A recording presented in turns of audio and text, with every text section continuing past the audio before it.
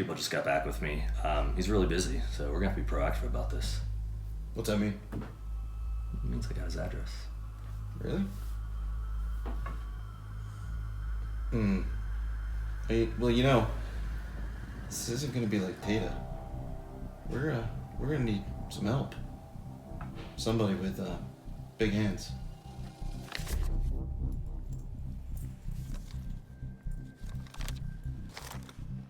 You guys got him? Yeah. Okay, you're following him? Okay, I'll be there in 10 seconds.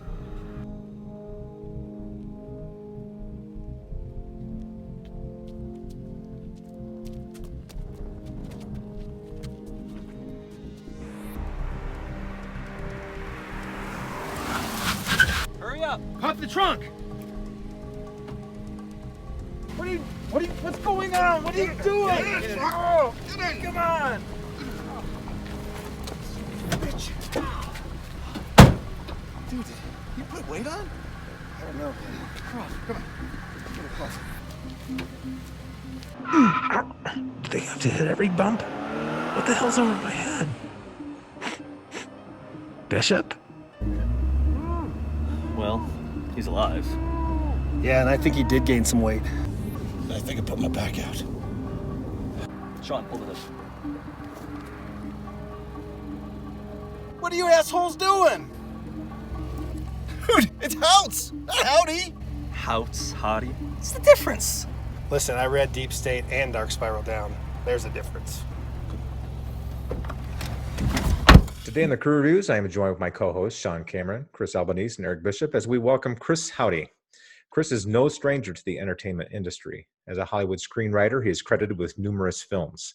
His latest project, Chris's debut novel from Simon & Schuster entitled Deep State, releases in January 2020. This timely political thriller is already touted as an early frontrunner for Best Debut in 2020. His unique author's voice sets the stage for one of the most compelling storylines and most difficult books to put down. Take it from the crew, this book is made for the big screen. Sit back, raise a drink, and hear from the man himself, Chris Hauty.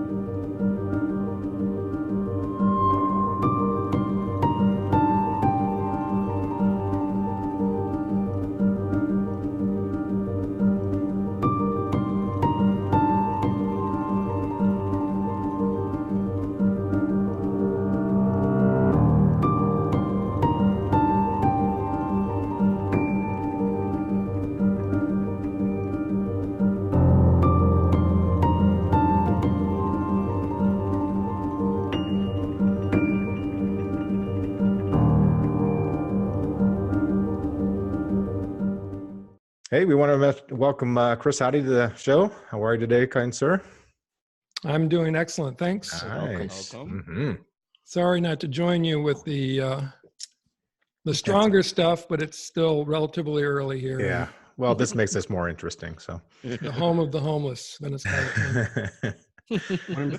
yeah. All right. Well, we're going to get right into it here. So, you know, most debut books take years to develop from start to finish, and then the inevitable editing process starts with your publisher. So, in the Chris Hauty experience, what was that like from start to here we are just about ready to release your first debut?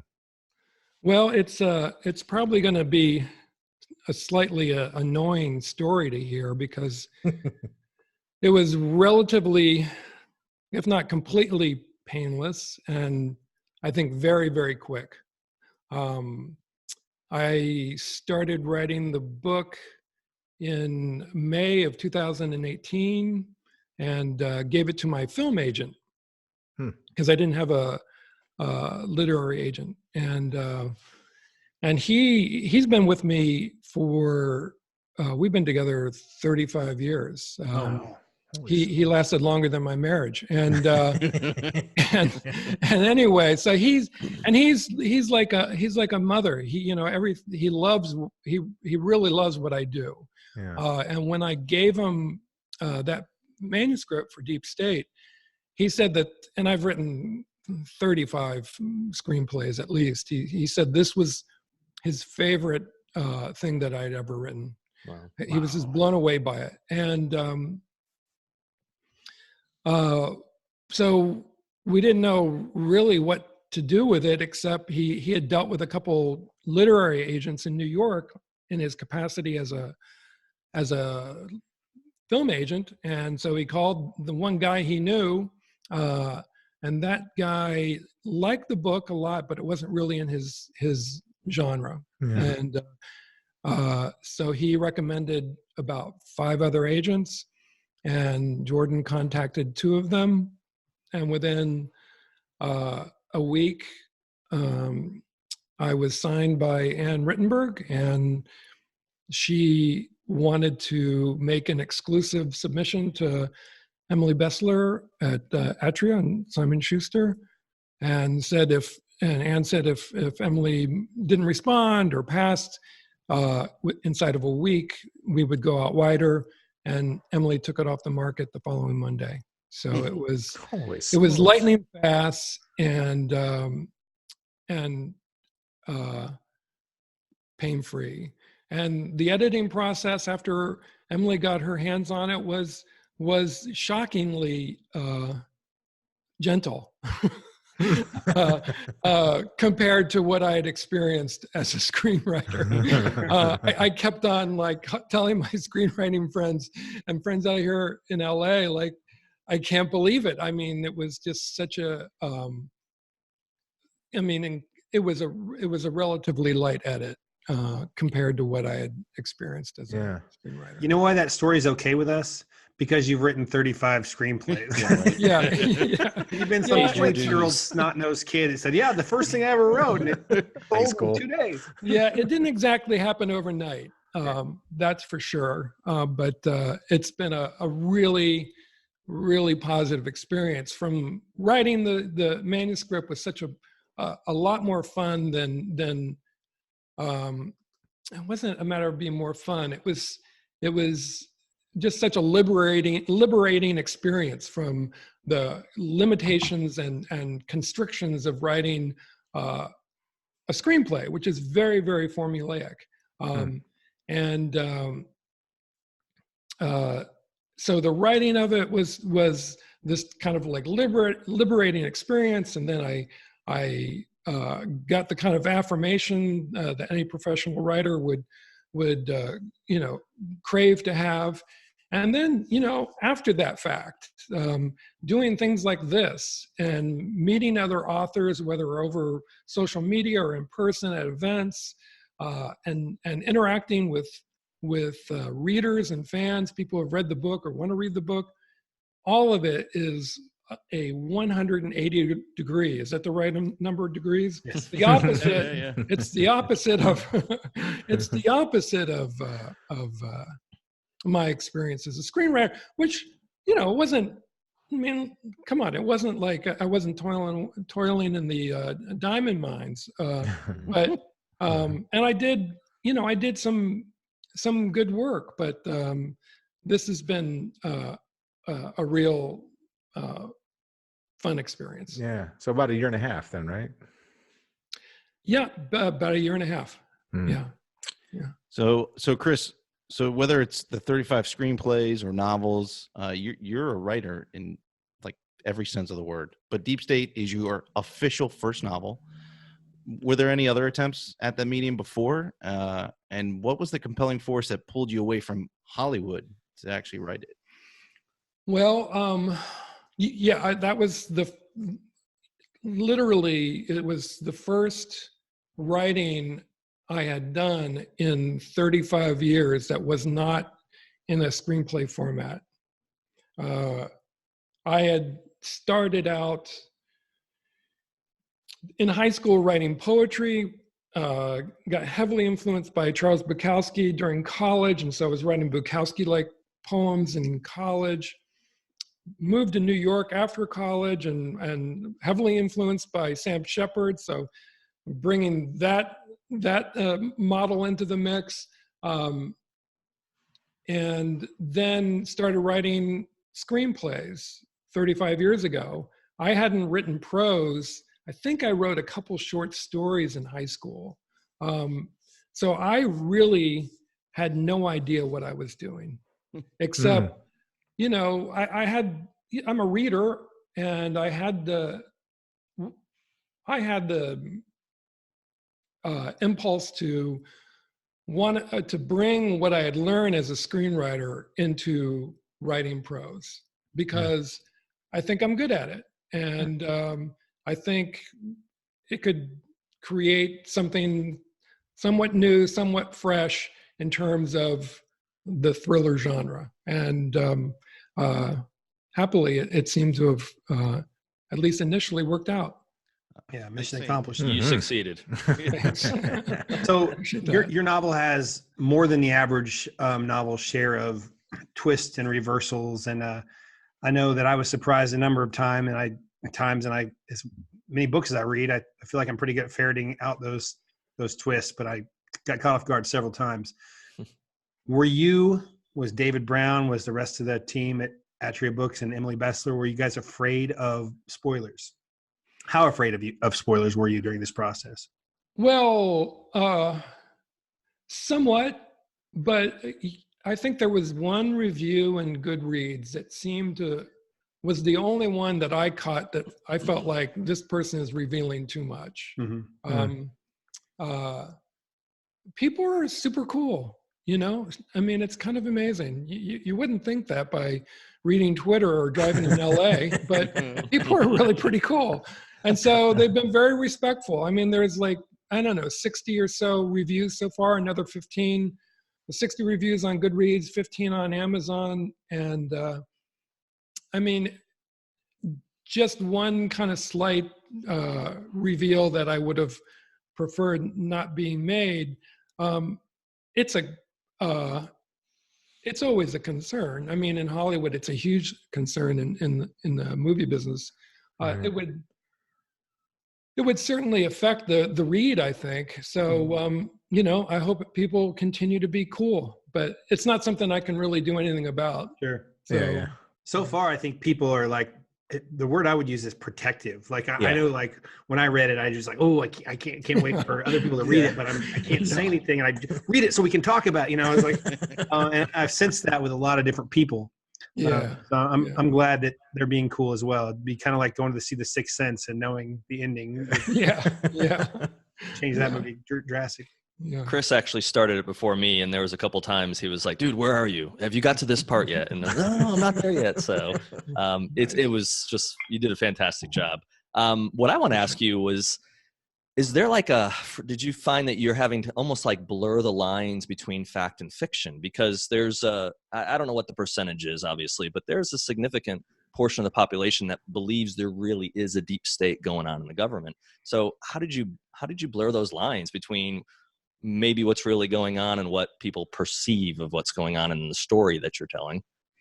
Well, I don't think anyone really knows what's going on. I certainly don't.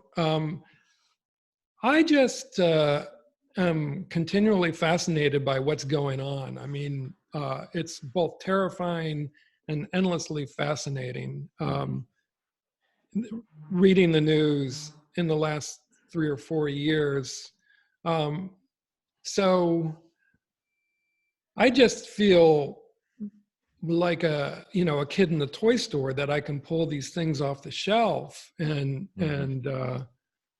kind of monkey around with them a little bit. And, you know, I like the idea of the reader experiencing something in the book and then having that kind of shock of realization. Oh yeah, I remember that happened 3 years ago. But so much stuff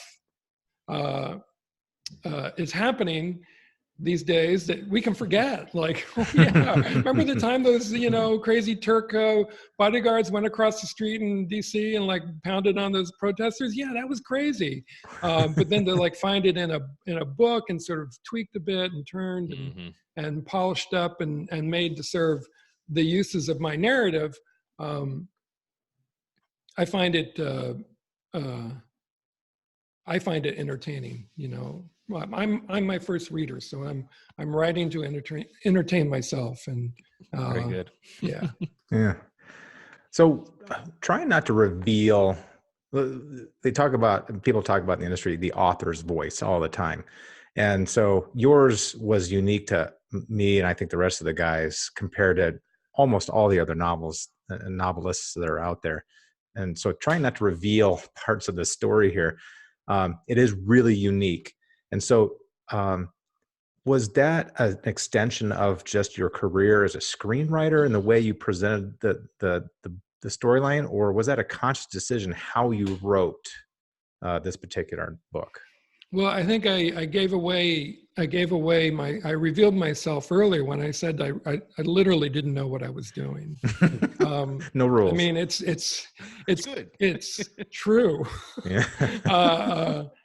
I mean, good or bad. I mean, I know how to write. I know how to tell a story. I think all these things translate. I mean, I talk to other writers, or people come to me wanting advice about, this particular discipline, or can they do that particular kind of writing? And I truly believe, I think if you're a real writer, like I said, I started out as a poet and playwright and screenwriter, and now fiction writer. I think they're all, they're all the same muscles that you're using as a writer. And you might screw up a little bit in doing something when you go into it quite as willy-nilly as I did. Or you might, kind of just, stupidly do something really great. So let's jump into your protagonist, because I think you crafted a pretty clever lady. So Haley Chill. Yeah. She's a perfect blend of cunning warrior who's also pretty adept at diplomacy. And she's capable of adjusting really to an ever-changing, political landscape or climate.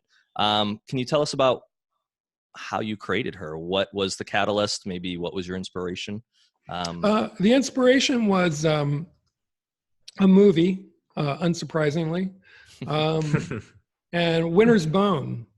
I don't know if any of you guys see that one. Jennifer Lawrence. Jennifer Lawrence, yeah. About 10 years ago, maybe. Okay. It was a breakout role. I don't know if it was her first movie, but one of the first. And she plays a 17-year-old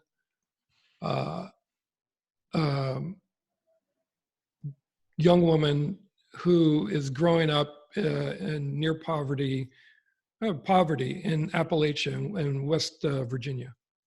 And her mother seems mentally incapable of taking care of Jennifer Lawrence and her two younger siblings. The father has been in jail. Now he's out of jail, and he's jump bond. And in order to obtain that bond, he put the family homestead up as collateral. And now that he's jump bond, they're gonna lose their home and be out on the streets. And so the story follows Jennifer Lawrence, a 17-year-old girl, trying to find her father and interacting with all these just really hardscrabble folk in the hills of West Virginia. It's a thriller. It's scary. But at one point, we follow what's her name? Dolly Lee, I think. Lee Dolly. She follows Lee Dolly to her high school, and she meets with a military recruiter, and she wants to join the Army, to get out of West Virginia, but also to get the $40,000 bonus to give to her family so they can eat and save their homestead. And so I always thought, and she's an amazing character. I love the character and just loved her determination and grit, and she just never backs down. And so I wondered, like, what would happen? What would have happened to that? Again, like that urge to want to know what happens to this character after this story ends. And so what if she had joined the Army after all? What happens to this character? So that was really the kind of seed of Haley Chill was Lee Dolly. Sounds And, exactly like her. Yeah, it was a very clear inspiration, if not a direct lift. Thank you, Jennifer. And I had written, so that was the character. In terms of the world and the situation and the story, I had written thriller. A political thriller screenplay called Inauguration Day, about a president who's newly inaugurated, and he goes and sits down behind the Resolute desk, and he opens the drawer in participation of that tradition that departing president leaves a note in the desk for his successor. And so the new president opens the drawer and takes out the note, and it says, "Trust no one. And they're going to kill you," or something to that effect. Can't remember. And so he can't. The White House is a bubble, and he can't do anything. Presidents are terrible protagonists, by the way. You need someone else because they really do nothing. Nothing's more boring than a man sitting behind a desk.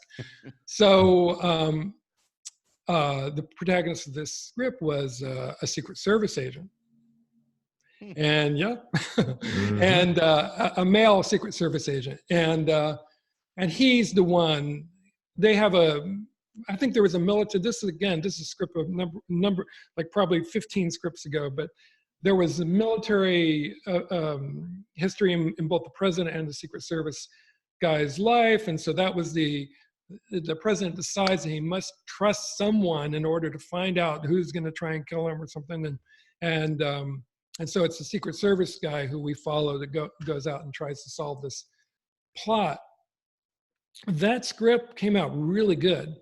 It was a good script. I mean, sometimes you write them and they're a little bit forced, and you kind of know that this one might not fly, but some of them just jump out, much in the same way that this manuscript Deep State did. But that screenplay jumped out, and I knew it was good, and my agent read it, and he loved it as well, and we were getting all set to put it on the market. And this was still in the day when they were buying spec scripts, which kind of will be the answer to that question of like, what made you decide to start reading or writing books? But so they were still buying spec screenplays for a decent amount of money, and this happened to me twice in my career. I mean, literally the day that we were going to go out wide with this screenplay, Inauguration Day, White House down was announced. And we were like, okay, we can survive this. We can do this. There was a big splashy deal. Sony or the other one, I can't remember which. And then the other one dropped like 5 days later. They got spooked out of the weeds too. But I don't know which one was first. Olympus Has Fallen or White House Down, whichever one. But there was the two of them out, and it just completely sucked the air out of the room for anything having to do with the White House or Secret Service agents. So it died. It probably got me some work, but anyway, I always wanted to do something in that arena. And by then I had pivoted a bit in terms of the characters I was writing, the protagonists I was writing. And in answer of that business plan of going where the others ain't, I started to write female protagonists as a screenwriter a number of years ago. And so when it came time to sort of do a salvage job on Inauguration Day, I created the character. I put the Lee Dolly character smack dab in the White House instead of Gerald Butler. We don't trust those Secret Service agents around here anyway. So. I know they're a shifty lot. Hey, I'm married to one. So speaking of that you have a screenplay that focused on the White House. Obviously, it plays a significant role in the book as well as the Secret Service. How did you do your research to try to get that, to try to get as many details right as you could. And what did that entail of being able to get those two, the two larger than life things? Everyone knows the White House and everyone knows the Secret Service guards the president. So, well, there wasn't a lot of research. I read a couple books by White House insiders. There was actually a book written by an intern that was very helpful. It would have been really great to have been able to go and sit down and interview Secret Service agents and go to the White House and hopefully, get deeper into that. Twitter the president. He'll get back with you. Come on, Chris. But I just didn't have the luxury of time or expense to be able to go and do that. So, between reading a few books and Wikipedia and articles and a lot of TV and movies about the White House and that world, honestly, the trick of one of the tools of the trade of screenwriting, where again you're not given a lot of time, is learning how to fake it. Yeah. Honestly, make it believable. And if the reader believes it, you're good. Yeah, you have to sprinkle in. It's a matter of sprinkling in enough detail to give it some authenticity. But nothing slows my eye down when I'm reading than wogs of detailed technical data. I'm not interested in data. So it's really about just kind of that sleight of hand, just being able to create a world and an atmosphere and characters that are believable. And hopefully I accomplished that to some end. So you mentioned Inauguration Day, and you also mentioned you've written 35 scripts. So let's assume Haley Chill is going to live on for several books. But are there any of the other scripts in that slush pile of yours that you think you're going to retool as novels? Yes. Yeah, I've written one actually. It keeps on getting. I mean, the first draft is written, and there are. Whenever I get the time, I'll dip back into it. But yeah, I took another one right after the experience of writing Deep State was so enjoyable. But there was about 3 months between the time that it took to I sort of handed it off to the agent, and before work commenced on it for Simon & Schuster, I had about 3 months. So I took another frustrated, orphan screenplay called National Boulevard. It's a crime thriller about it's about a serial killer who's an FBI agent. Perfect. I think it's good. It was fun writing it. So we'll see. We'll get it out there eventually, and see if it's got some life. So Chris, your connections Hollywood run pretty deep. You've written screenplays for my quick research with Disney, DreamWorks, Universal, Icon, Sony. Now you're in this publishing world. Mm-hmm. Are you having fun yet? Or can't you tell by the enormous frown on my face? He's 24 years old. I feel very fortunate. It's never easy, but it's always fun, if that makes sense. It's been. I've been very fortunate. Well, staying with the theme, Sean's kind of clued us in from his, screenwriting past, just the stark differences, and you've already kind of talked this as well. What would you say is maybe the two biggest differences between the screenwriting Hollywood world and the novelist world that you've come across in the past year or so? There is no autonomy in the film world. And you can say that about just about anyone in the film world. I don't care how big or how much clout or how much they get paid or their resume. Someone always everyone has someone to answer to and determine almost all of them, the choices, the creative choices they make as artists. Now you have, like, Mel's a good example. I mean, he you know, with the Christ movie, I mean, Temptation of Christ, he put it all on the line, and he made exactly the movie that he wanted to make.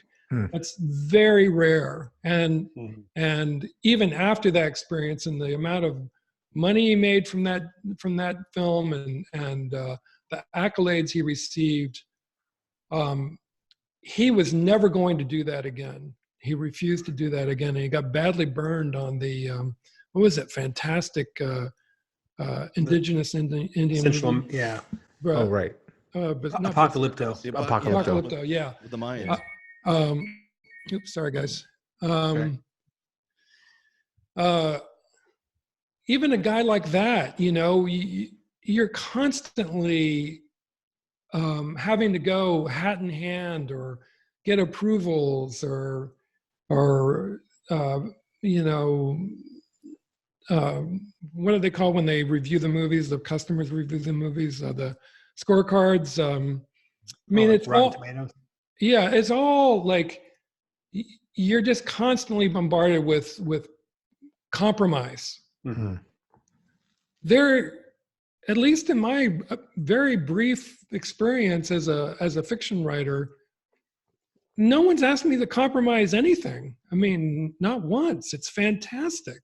I don't think people in Hollywood quite realize it. I think they look down on it probably because the movies seem more glamorous and you reach more people. But just in terms of that autonomy as an artist, as a writer, is incomparable. Freedom. Yeah. And the second thing I would say is the collegial nature of other authors, the community of authors that, you know, again, this is all new. I'm not speaking like a pro. I've only been at this a very short time. So my opinion is based on a limited bandwidth of experience. But, you know, I've developed better and more friendships with authors in the last year and a half than I did in 35 years in Hollywood with other screenwriters. That's so interesting. And that's really tremendous. I mean, you know, the film world and TV world, it's a bizarre place. You know, my other speech about, and I think this fact underscores everything that I just said, which is people in the film and TV world hate to read. And as a writer, that puts you in a really fucked up place.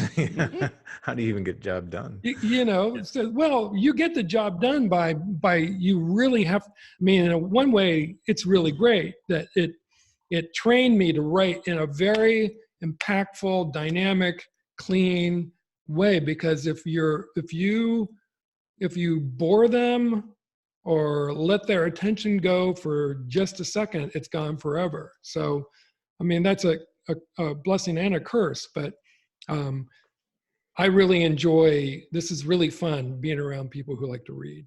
And you've kind of touched upon this too, but like you can write a perfect screenplay and it can become a lousy movie.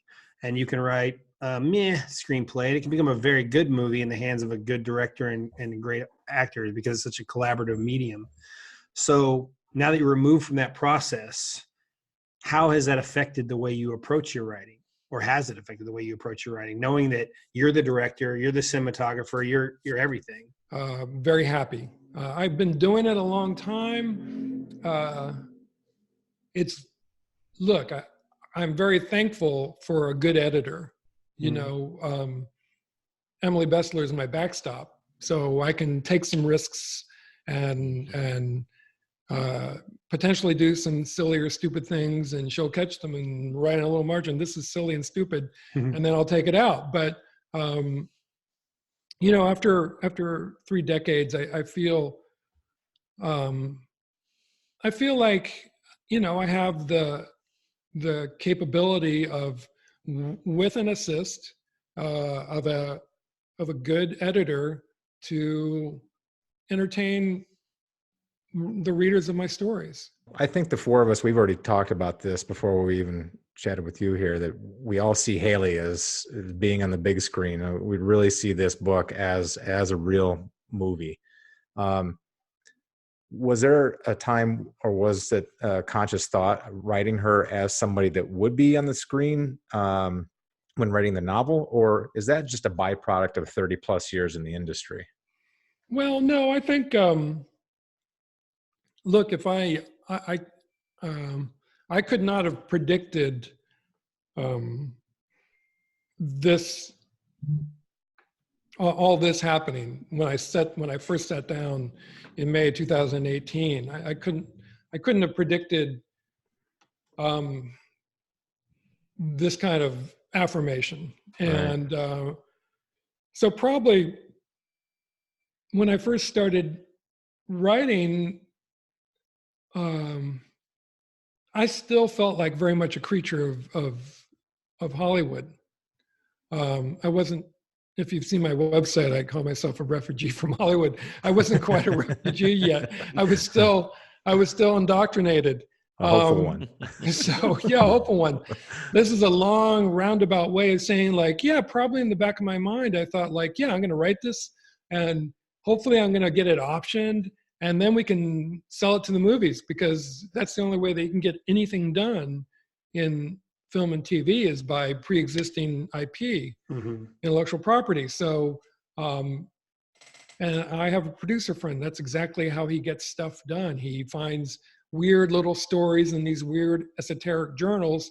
He gives the story to a legitimate journalist, who then places that story and writes up the article in Wired or the New Yorker or any of those big flashy periodicals. That Hollywood will instantly, snap up the rights of a story like that and put something in development. So it's that reverse engineering of the way of, like, getting something set up. Yeah. He's been very successful at that. So yeah, I mean, I think when I sat down, I thought in the back of my mind that the book would be the basis for a great movie or limited series. Now, cut to 18 months later, the book is optioned by a TV studio that shall go unnamed at this time, and I'm slated to be the creator of that of the series. I'm pretty adamant about doing this right. I mean, I have a lot of I've seen the sausage made, and I know what happens, and I know how bad it can go. And Don Winslow gets into this a lot. I don't know Don Winslow, but I see him I follow him on Twitter, and he's big about the author maintaining a control over their work, and I'm all for that. So, it would be really cool to do this as a movie or a TV show, and it would be some serious bread potentially. But I'd be perfectly happy if it just stayed a book. If God, if 100,000 people eventually read this book, and that would be amazing. I mean, what difference does it make to me if it's 100,000 or 15 million?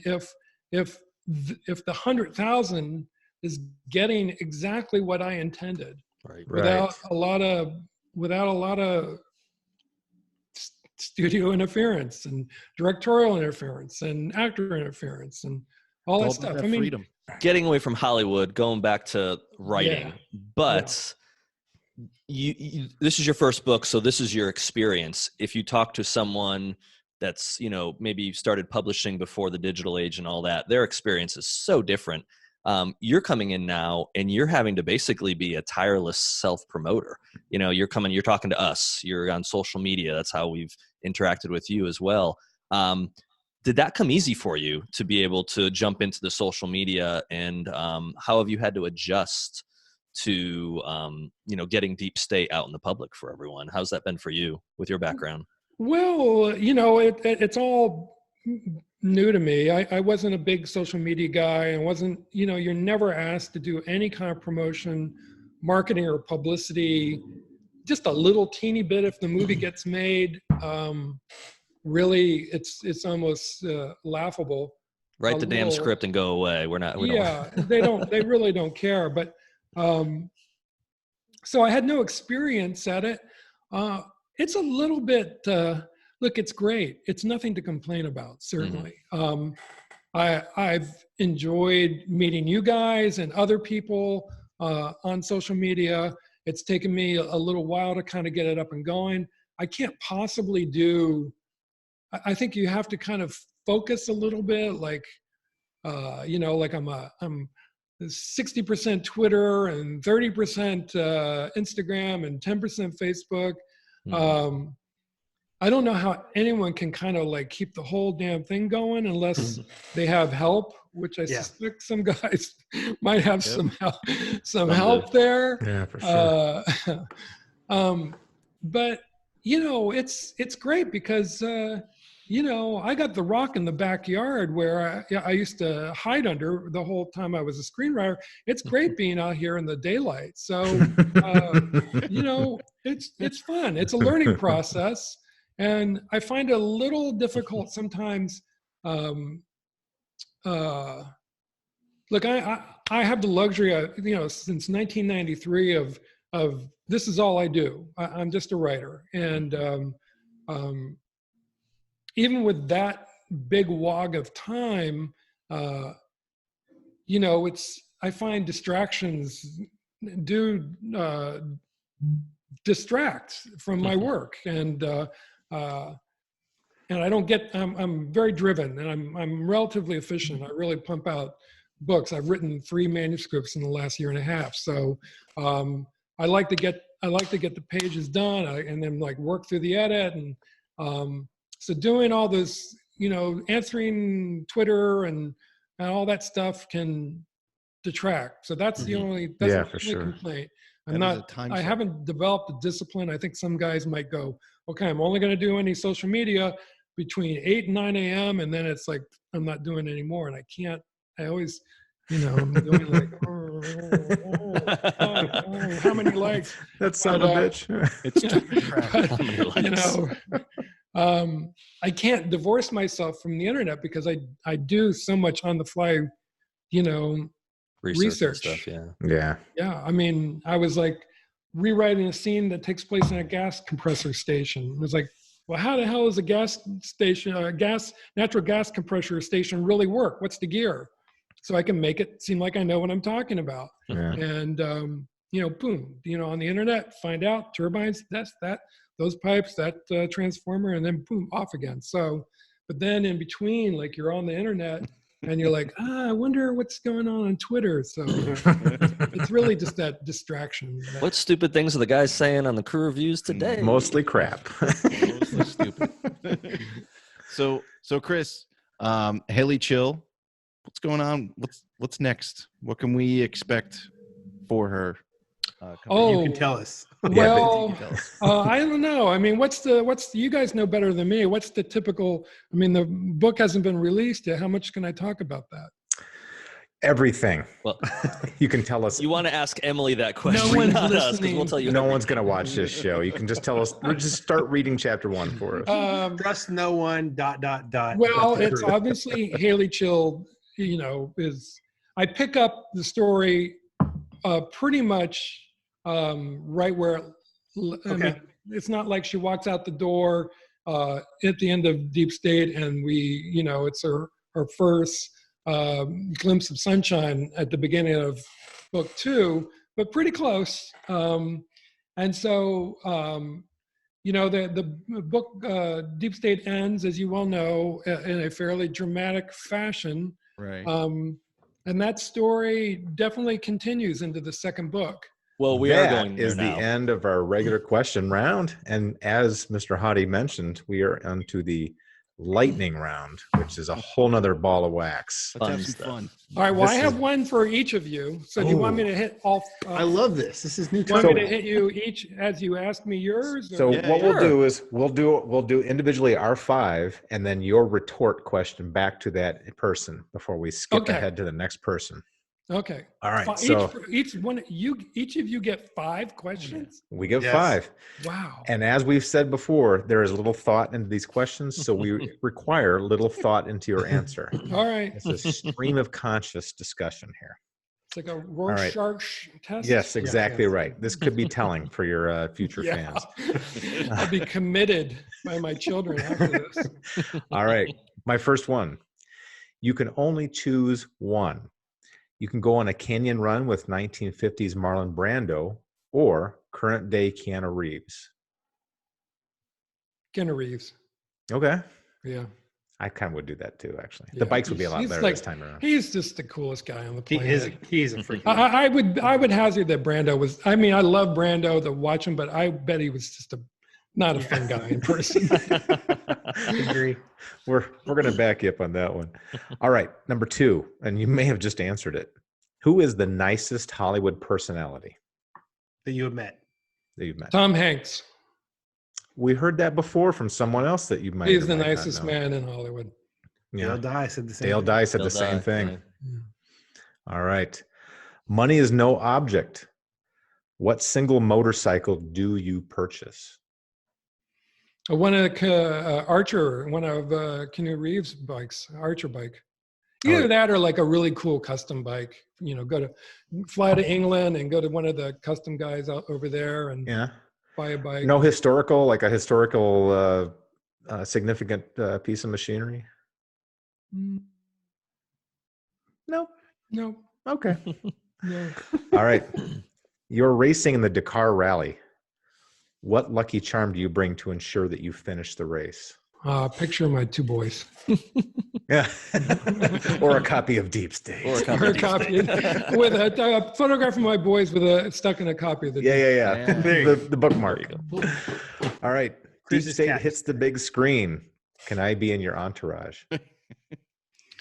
You are at the front. Yes. Of the entourage. But that means I open all the doors, right? So that's okay.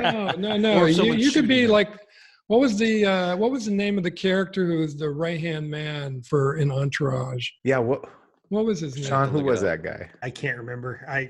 Michael wasn't it Michael Colony or something like that, or Michael? Cannot I have to remember. look it up. Drawing I a love blank. that show, though. That was awesome. It was pretty cool for, I love for that show. first few years. It was All right, you heard it here, folks. I am in Chris Hauty's entourage. Okay. All right, and now here comes the question back to me. All right. Well, Hang on, I better drink. This is a good one. Okay, the crew review team is on a flight to the wilds of Alaska. Get it out, Hauty. When the plane develops severe engine trouble, All right. the pilot safely parachutes from the aircraft, abandoning the 4 of you on board. Yeah. The plane crashes, and miraculously, all 4 of you survive. Okay. You are stranded in the wilderness, Eric Bishop. countless miles from civilization, and equipped with nothing more than a fairly sharp fishing knife. You don't want to Okay. eat me first. Who do we eat first? Here Who we do you eat first. Yeah. Eric First of all, my I'm anatomy eating teacher Sean. told me that the filet mignon of the human body is the psoas muscle, and I can effectively cut that out perfectly. This is why I'm asking you, Mike. And so with that in mind, I did my research too. You know? despite the gluteal supremacy of Sean Cameron, I'm going to have to say Eric Bishop is going to donate both of those to the crew reviews. Eating like kings. I am Kenny. They kill me Gluteal every time. supremacy. That's my new band name. It's got to be on a t-shirt somewhere. Ladies and gentlemen, gluteal supremacy. Hopefully, the crew review survives this interview. Phenomenal. Oh, All right. well, bon appetit, everybody. I don't think I'm eating though. Chris, you're up. Thank you. All right. Chris, you're up. If the crew did actually try to kidnap you, Chris, how would you stop us? Ooh. Oh, I would write a excellent escape sequence for myself, Okay. and that would be it. It would all be in my imagination. And we're all I wouldn't reading be able to you take escape. off. That's right. They're But we all have in better shape than me. Next question. What kind of car do you think Eric Bishop drives? I must not have saw that one. I'm beginning to get an idea of the dynamics here. You figured it out, huh? Can figure that out. Even in Hollywood, you can figure that out. Yeah, but wait till we get to my question to you, Eric. No, But anyway, so what was the question again? I'm sorry. What kind of car does Eric What drive? kind of beater is he Eric drives driving? he drives a God, I'm pretty good at this usually. It's not a Prius. It's a F-150. Wow, that's very generous of you. This is generous of me. No, I drive a Honda Accord. I was gonna say, But it is a 6-speed Honda I was Accord. I gonna love say my Civic. 6-speed Honda Accord. Chevy Chevette, 1984. Who does New Year's Eve better, New York City or Los Angeles? New York City. Yeah, damn right you do. Here, it's nothing but gunfire. It's very unsafe. I'm serious. Yeah. There's nothing but gunfire. You got to stay indoors. That's no good. They fire them off, straight up in the air. Those Crazy. bullets come down Anywhere. somewhere. Bullets come down somewhere. Yeah. Yeah. Doesn't disintegrate. Nope. Disappear. So let's flash forward to the 2020 election. Yeah. Who do you predict is the president come November 3rd? Oh, no Now, who you comment. want? Who do you predict? No comment. Who do you want or who do you predict? No comment. I want to keep all the readers, not just half of them. Haley Chill. Haley Chill for Chill. president. Haley 2020. Chill for president. Oh, I know who I'm going to write in. Eric Bishop. That's who I'm writing in. There you go. And then my last question is not I so don't know if much. that'll work. But Moving to Canada. So my last one's not so much a question, but if Deep State is made into a movie, I know a former Secret Service agent who might be interested in auditioning for a role. Chris's wife. Chris's wife. I was going to say. That's what I'm saying. It's not me. It's my wife. She'll be excellent, Chris. Yeah. She'd be a good Haley Chill, actually. She would. Actually, it kind of looks like the part. So it's just real quick. When I was reading Haley Chill, I actually envisioned my wife. I envisioned her too, actually. She looks like her. But that's it. That's all I have for you. All right, Mr. Hauty. Now see what Mr. Albanese has something to say. All right. Not as lengthy as Mike's question. Most irritating or lamest depiction of the Secret Service in a book, movie, or television show. Come on, you've read or seen, you're just like, oh, not that. So I like Gerard Butler as an actor. I think those movies are ridiculous, though. Absolutely ridiculous. I will say the one I did like, and that was probably the most accurate, was Kiefer Sutherland's The Sentinel. Mm-hmm. Oh, I was hoping you wouldn't say Clint Eastwood. That definitely would not say Clint Eastwood. I was hoping he wouldn't say my book. So No. lots of relief in the room. No. I reached out to you. I told you. I said, Appreciate that. pretty good. It's pretty good. All right, Eric is up. Okay, this should be entertaining, folks. Okay, sir. So what is your favorite restaurant in LA? Mozza, Pizza Mozza. Yeah, Pizza Man. Really good pizza. Really. Mine's Matsuhisa. Oh, okay. I can't afford that. Neither can I, but my sister can. He got I've it for never eaten free. there. I've heard all about it. Chris, I'm taking you to Matsuhisa when I come out there. I'm dead Nice. serious. Let's do that. Yeah, get that movie made. Haley Chill in a film version could be played by what actress? We've talked to Zoe Deschanel? Deutsch. Oh, what are you doing? Yeah. Okay. And we won't ask you what she said. We didn't get that far yet. We didn't get that far. So, congratulations. You just got advance notice that California is finally going to fall into the Pacific Ocean. They've been predicting it for years. Where are you going? Where are you moving to? You know, I want to stay out west, so maybe like New Mexico or Arizona, Wyoming, something like that. All right. Hey, you be my neighbor if you move out to one of those, so we're good. Exactly. Yeah. So the president of the United States is willing to retweet your deep state trailer. Is that yay or is that nay? I don't know that it could do any harm. Yeah. With however many millions of followers, including bots. So Bots. The Russians will see it. Hey. I meant to put this on Twitter, but I never got around to it. I didn't know if I was supposed to. But one of the genius moves of the many genius moves that David Brown makes is that he sent every member of Congress a copy of Deep State. They probably got it a couple weeks ago. I love that, man. And it included this great little card that says something about, the deep state, don't trust no one, in that black and red lettering. But then in the end, in parentheses, it was like, once you're finished, give it to your favorite intern, which was genius. That's hilarious. And I actually picked up a couple followers, some staffers started following me on Instagram and Twitter. So I was kind of like, it would be awesome if I was hoping someone would hold it up during the congressional hearings. Yeah. But just start throwing them. I can't believe my good fortune, if you want to call it, that like I have a book, my debut novel coming out, and it's called Deep State, and it's going to come out probably in the first week of a president impeachment trial. Already impeached, a trial in the Senate. Yeah. Which the deep state is a phrase that's like lobbed back and forth. Yeah. Right. So you planned this perfectly, Chris. I planned it perfectly. You planned it perfectly. You're well genius. done 18 months ago. We're just like, when do you think this thing is going to go to trial? I'm pretty sure at the beginning of January. Let's do it then. Publication date.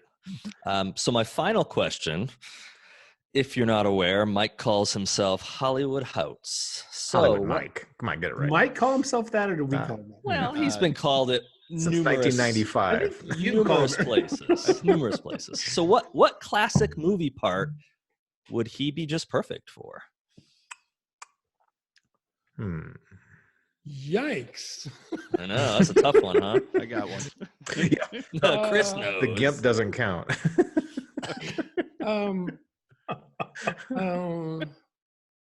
I was going to say Harrison Ford in Witness. I can see that. Oh, yeah? Yeah. I'm going to put that on my promo He'll material. take a Harrison You Ford. can play Amish. Absolutely. It's better play than Amish. gluteal. Yeah, whatever the hell that was. I'm going to coin that term now. All right. Do I get my question now? You get your question? All right, here we go. Eric. Nice. Yes, sir. Mike has 1,071 followers. Sean has 1,159 followers on Twitter. Mm-hmm. Chris has 1,703 followers. You have 10,000.6 followers. Bots. Bots. Please explain. Bots. Bots is actually the correct answer. Okay. I will tell you what, we can have an offline conversation how to grow your Twitter. No, I found a few ways years ago to do it, and not as organic as I wanted to. Nothing paid. Does it mean anything? Are those I don't know. Honestly, I don't know. I think it's helped me definitely get a lot more connections. But the years ago, the secret was follow a lot of people and they'll follow you back. I don't know what I would, I didn't know what I was doing at the time. There was lots of websites that would, there was pay services, which I would never do, but there was just other ways of, hey, if you want to grow your readership and your audience, do these things. So I tried them. It was a lot of work. I mean, it took hours and hours weekly to do this, not probably an hour a day. And at some point you just like, because people would try to grow it to like 100,000, and I hit 10,000. That was my goal. And once I hit 10,000, I was just like, and does it remain pretty static at that? Yeah, it stays static. It's gone up a little bit over the last 2 years probably, but it doesn't really go down very much, but it's not all of a sudden then changed it to grow to 15 to 20 on its own. Right. So, he's gained 14 since the crew review started. Yeah, it's been dramatic improvement. Probably. And 2 of them are going to drop now because they're like, God, it's all bots. But that was a very astute question. I like that. That's good. Sean's up. He's going to bring this show home. Okay, so what's the worst or craziest script note you've ever received? Oh. Besides changing Haley Chill's name. Yeah, I mean, I kind of gave that one away, didn't I? I'm going to rest on that one. That was the worst. That would be the worst.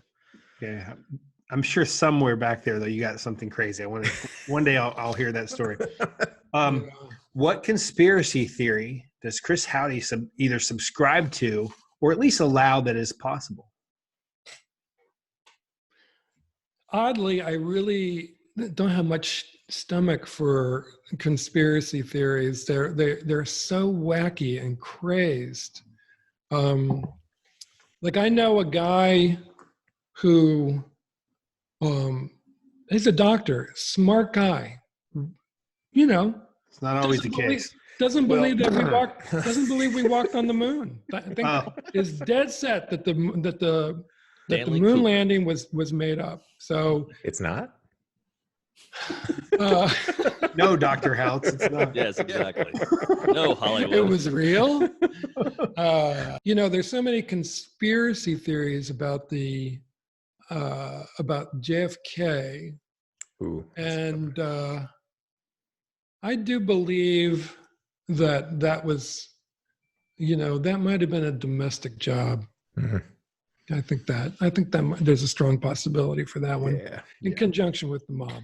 Yeah, it's not Oliver Stone JFK, but there's a lot of area between Oliver Stone and lone shooter. There's a lot of a lot of area. Yeah, the one thing for certain is it wasn't a lone shooter. Yeah, that did not happen. Yeah. Okay, so when your creativity is ebbing, is there a go-to place or activity that like gets the inspirational juices going? I listen to music while I write. I got, just cranking out the speakers on the computer, and usually I can kind of keep the energy level going with maybe a change in selection. But if I'm really, sometimes you just get stuck. Writing is problem solving 100%. And so sometimes you just cannot figure out the solution. And I just find just stepping away, literally getting away, going and kicking the cat or, folding the laundry or going for a walk or, generally not getting on the phone or talking to someone, but just, it's a fairly solitary life, writing. And I think so I don't pick up the phone, but, just getting away from the computer and doing this stupid little chore will oftentimes do the trick. And I sit down, I look at the problem, and it just pops right out, the solution. I'm going to explore that because right now it's Japanese whiskey has been my go-to. Another 10 minutes, it's going to be a real good show. Thank you, bloopers. Okay. What are you most nostalgic for in your life? Oh, civility. Oh, geez. That's a great answer. That's civility. I can remember the days,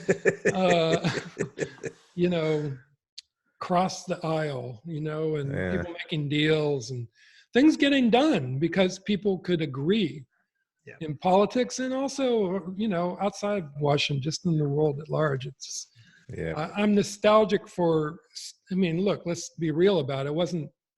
Bad things happened 20, 30 years ago, but it does seem to be a more crass an out of whack place that it's not sustainable. Something's going to give. Yeah.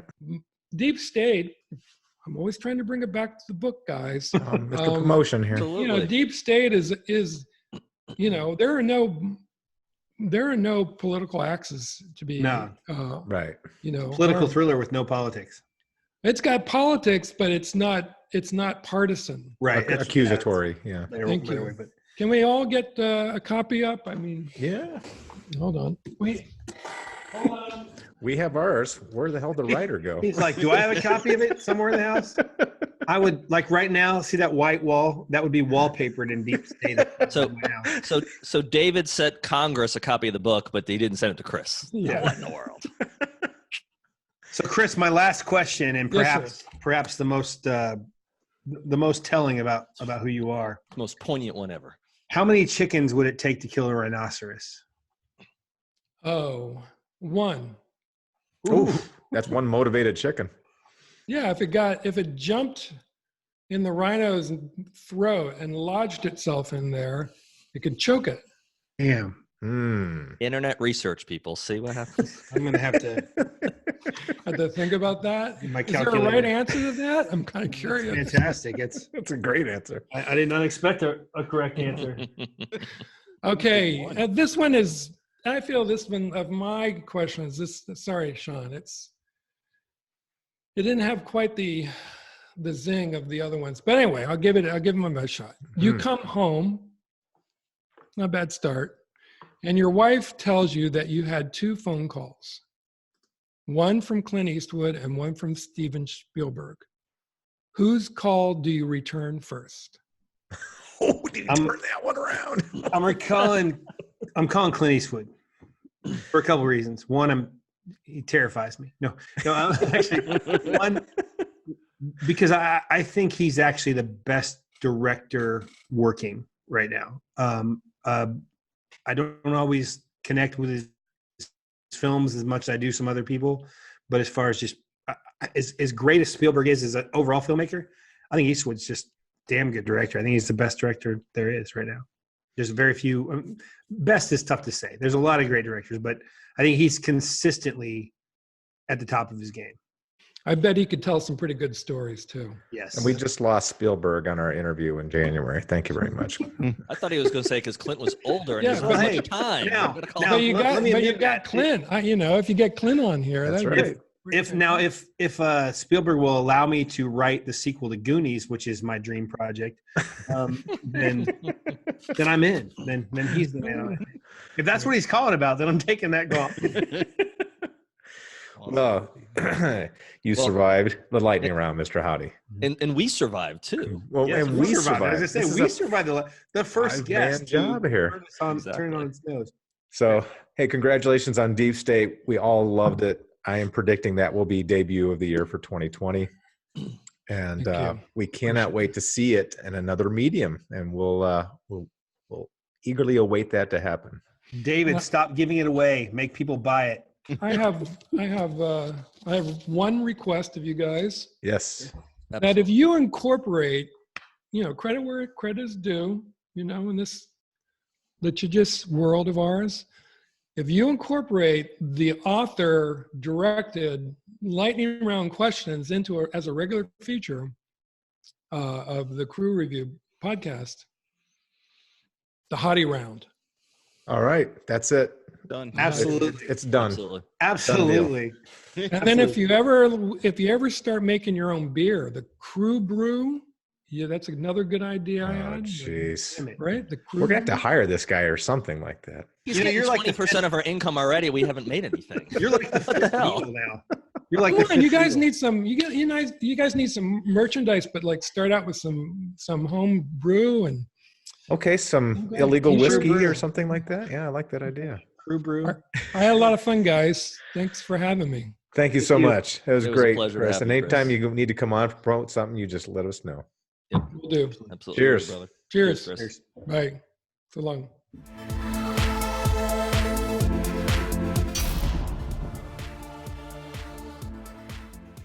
Chris, Eric, Sean, and I thank Mr. Hauty for joining us on the Crew Reviews today. In a literary world crowded with amazing talent, Chris delivers a thrilling, unique read that you will think long about after finishing the last paragraph. Deep State is a truly must-read novel. We look forward to witnessing his success in 2020 and beyond. Boys, and let's raise a glass to Mr. Chris Hauty and Deep State. Awesome. Great Get show, this boys. book. Take care. Trust no one. Talent. Chris delivers a unique, thrilling read that you'll think along about after I'm going to do that again. He screwed one up. Yeah, baby. Oh, now you got to make sure that damn thing makes the. He's going to cut that. We don't have time for bloopers this We don't week. have time for bloopers today. Take two. I was trying to bounce my eyes between the two, and it just got fucked up. All right. Take two. Chris, Eric, shish. Shish. Shishi. Here, twist me. Take three. Shit, take four. All right. I'm going to tell you the title. Ooh, here we go. This could be an exclusive. Breaking people. news. I'm going to tell you the title. I'm so excited about it.